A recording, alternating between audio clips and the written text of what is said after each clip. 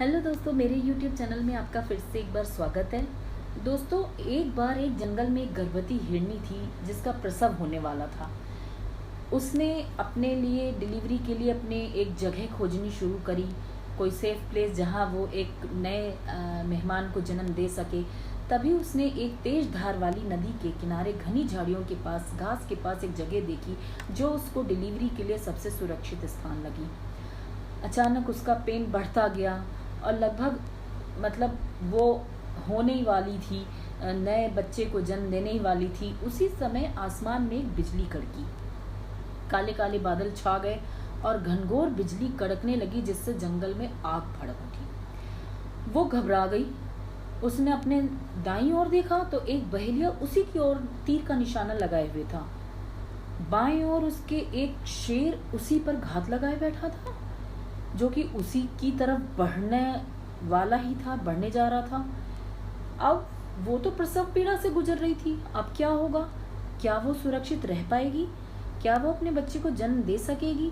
क्या वो नवजात सुरक्षित रहेगा जो इस दुनिया में आने वाला है, या सब कुछ जंगल की आग में जल जाएगा? अगर इनसे बच भी गई तो क्या वो बहेलिए के तीर से बच पाएगी? क्या वो इस खूंखार शेर के पंजों की मार से दर्दनाक मौत मारी जाएगी जो उसकी ओर बढ़ रहा है?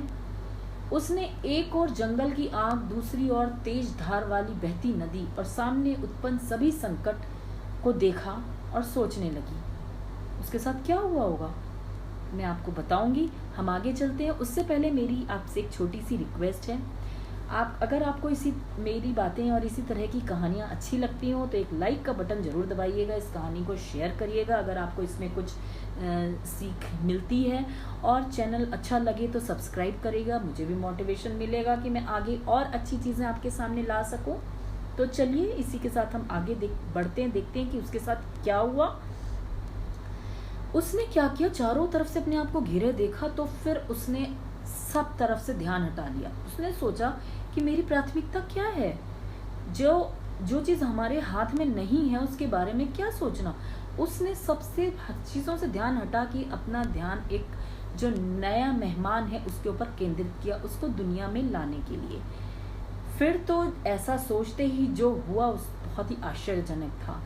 आसमान में जोर से बिजली कड़की और बिजली की चमक से शिकारी की आंखों के सामने अंधेरा छा गया और उसके हाथों से तीर चल पड़ा और तीर चल के सीधा भूखे शेर को जा लगा। शेर वहीं ढेर हो गया। बादलों से तेज वर्षा होने लगी तो जंगल की आग धीरे धीरे वो भी बुझ गई। इसी बीच हिरनी ने एक बहुत ही प्यारे बच्चे को शावक को जन्म दिया। तो कहने का तात्पर्य यह है कि ऐसा हमारी जिंदगी में भी होता है।